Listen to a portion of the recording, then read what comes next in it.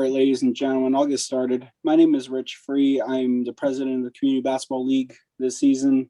On call with me, I have Nate Kober, who's the vice president and the moderator. I have Mick Snyder, who is the league referee assigner, and I have Barry Perazzetti, who is our commissioner this season. Thank you all for joining, and thank you all for taking time out of your life to come and coach basketball. That being said, I'll have Nate switch over to the rulebook and straight down because instructional, actually just do third page first. First and foremost, coaches are not permitted to contact other coaches to cancel, reschedule, postpone games. You have to contact your representative who contacts the other organization's representative, and they make those changes and they notify the league of those changes. Once season begins, please find an assistant coach, a parent that can coach a game, or possibly your representative if you cannot make a game because of a business trip, a vacation you have planned, anything like that. Games only be moved for scheduling mishaps, weather, and COVID-19 breakouts. If no officials show up to the game will not be played. If one official shows up, game gets played, both coaches will pay that referee to $30. That one referee will make $60 for that game. If your team is not dressed within and on the floor within 10 minutes of game time, the game will not be played. If there's a 11 o'clock game time and your team is not on and dressed by 10 after, the game will not be played. I encourage you all to get there early and have everything ready and keep the games going, especially on weekends. Any player that arrives 15 minutes after the game has started will not be permitted to play. With that being said, all coaches, please have first and last names in your scorebook. Just make an Excel spreadsheet of numbers, first and last names, print out 12, give it to the other team's scorebook before the game, swap them, write them down, and then when you get on the court, you're ready to play. You must have first and last names, otherwise a technical foul on your team before the game even starts. And players can be taken out the scorebook by halftime. So if you have 12 kids and you don't know if one or two kids are coming, put them in, and at halftime, if they don't show up, just make sure they get crossed out of both scorebooks. All children must play. At the end of the day, this is a recreational league. All kids should be on the court having fun. Halftime this season is 4 minutes. And no body piercings, no jewelry, none of that. If they have earrings, they have to take them out. No Band-Aids. If they have any braids, if you coach a young girl and they have braids in their hair or anything that could be dangerous, they cannot play with braids in their hair because they can whip their hair and injure another player.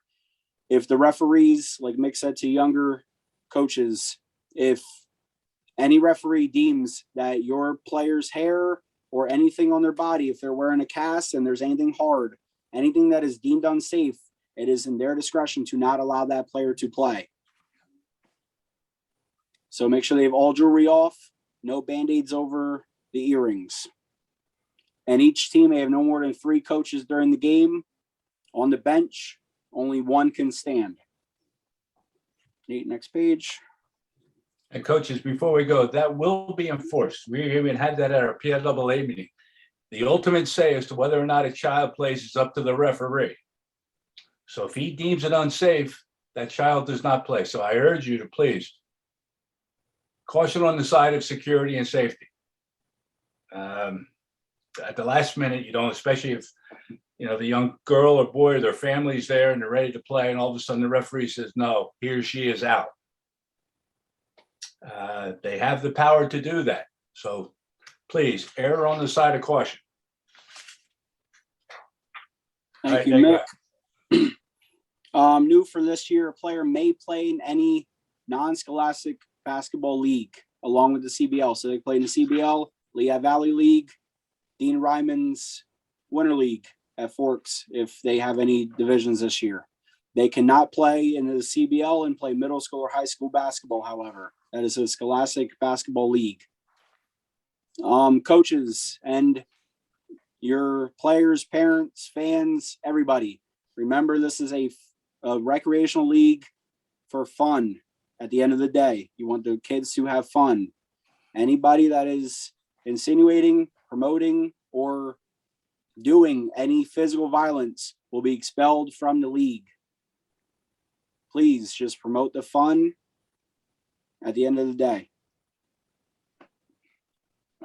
Grade and age requirements are more along the lines of your organization to make the rosters. Nate, down to competitive, please. We'll just skip to 5th grade since we're up to 5th and 6th grade.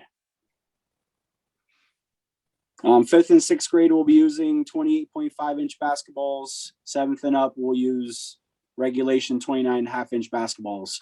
You'll use a normal 15-foot line. 3-point shots are allowed. You can press until you're up by 15 points. If you then lose the spread of 15, if your team's only up 14 or less, you can then press again. Once you get back up by 15, you have to back off. Referees will give you some leniency to back them up in case they forget, but you may get a technical foul for delay of game for making them back up too many times. Normal 15-foot foul line. Remember, they cannot jump over the foul line. They can jump, but they have to land in the foul line. Once they go over the foul line, it's a violation. Rosters are also for organizations. Coaches, please either have the rule book on your phone or better yet, print it and just put it in your scorebook and have it at the games. If you are at a facility, please make sure you are watching all of your players. Do not let a couple players go out into the hallway and run up and down and dribble a basketball, and then you're in the court watching the game or talking to another parent. Please make sure all of your players are watched at the facilities. If you get a technical foul against you, it is a $10 fine for the first, $20 fine for the second, $40 fine for the third. Any coach that is ejected must leave the room. However, if you are summoned back in for an injured player or to maintain order of your team, the referee can call you back in for those reasons. Any coach who gets 3 technical fouls, no matter how many teams they're coaching, total of 3 technical fouls will give you an end of season suspension. You will not be able to coach for the remainder of the season. And if you are ejected for a second game, you will be suspended as well. Any player ejected must sit on the bench till the end of the game, and then they will also be suspended their next contest, as well as a coach. If you're ejected, you will be suspended your next contest as well. And I believe that's it for the older kids already. Also, for the press, both feet of the offensive player and the ball must cross half court. We told the referees want us to let you guys know as well that they need to get everything over half court before you can play defense. So back them up. Usually most of the gyms have an extra volleyball line.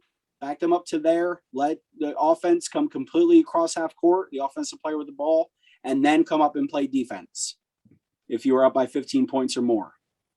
Also, I think it's up in the general rules.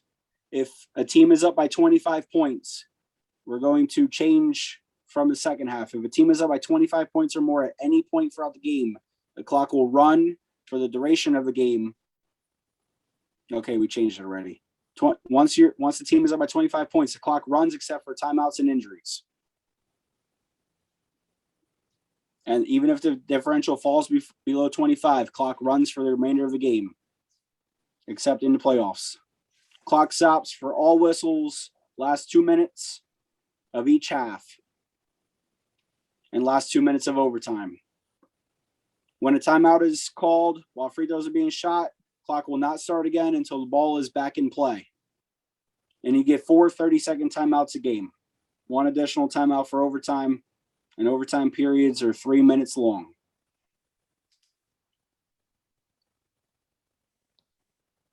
That is it for me. If anybody has any questions, comments, you may either write it in chat or ask your question aloud. Hey, Rich. Ted Yes, Cole. Ted. With the press, you said at fourth grade, the last 3 minutes of the game and overtime. Yes. At fifth and above, is it start of the game unless you're up 15? Yes. Okay, thank you. That answers it. And yes, Adam, you can press all game like Ted just asked until you're up 15 points or more. And then also in the rule book, I didn't mention that part. No fast breaking when you're up by 25 points or more. Please encourage your kids, if there is a game of that nature, to practice your plays. Get the ball over half court and just practice your plays there by 25 or more.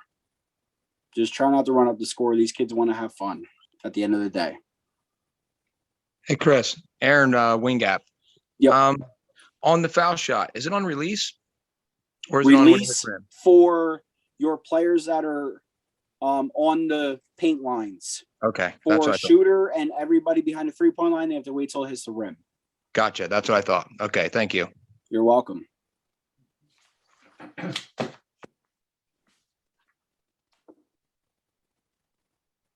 And Nate just posted the website. It's CBL, Community Basketball League, then the word basketball.org. There you can find the rules. Hey, Nate, you may want to put down on the boys and girls competitive division rules, the 4 timeouts per game. They're 30 seconds. There's not 2 60s and 2 30s. Yes. They're all 30.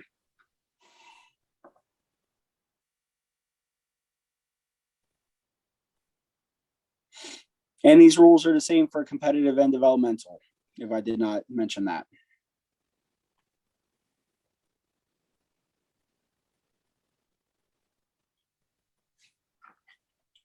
And one more thing before you guys leave about the referees. One referee will get both pays. No referees, you don't play. And if another team doesn't show up, you don't pay the ref anything. If the refs show up and you show up, another team doesn't, it's a forfeit. The league will pay both referees, and we will gain the money from the forfeiting team. So 2 referees, you each pay $30. 1 referee, you both pay him the $30 or her. 0 referees, you don't play.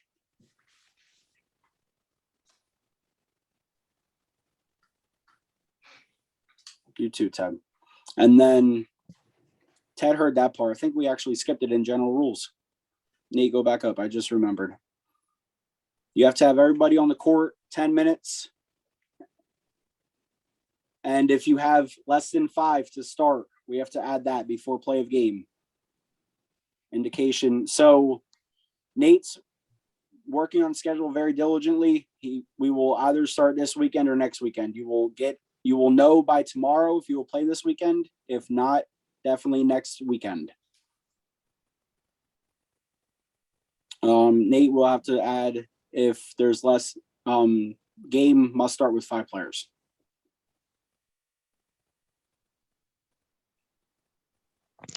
Okay, can I ask, Yes. do all teams start in the next 2 weeks? There's a couple organizations that do not have like jerseys or anything yet, so a couple will not. Okay, that will probably be us then, because I was told by Yes. Tony that we probably will be starting after Christmas. So there could potentially be a game this weekend. You will have notification by tomorrow. Okay. Yes or no. If we do not play this weekend, you'll play next weekend. Okay. What if we don't have our uniform in time? Well, like your organization, I also run the Eastern Community Center organization. I don't have jerseys yet either. We know that, and you guys will not start until January. Oh, okay. There's Great. 4 or 5 organizations that got jerseys late and all of that. So we have those organizations noted. Oh, okay, great. Thank you. You're welcome. So by tomorrow, your representative will receive an email whether or not you will play this weekend, which means the schedule will be out. If you will not, schedule will most likely be out by this weekend. Like I said, at the younger age groups, Nate works his butt off. However, he also is full-time work and he has finals. So he's been working diligently. However, we just got all the information from every organization last week.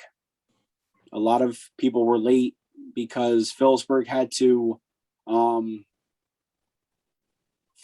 Steel Hill had to take a lot of kids. There's a couple other organizations that had a lot of issues. So we're trying our best. I think we have signed in for our teams. Not sure what you mean, Chris. Talking about Team Link. Okay. Then you have my team linked. So if your team is activated already, which either us or your representative will activate your team. If you have parents in the team and you have players in that team roster already, then they will get a link to download the app. When you add them to it, they'll also then get a link if they're not in your rosters yet.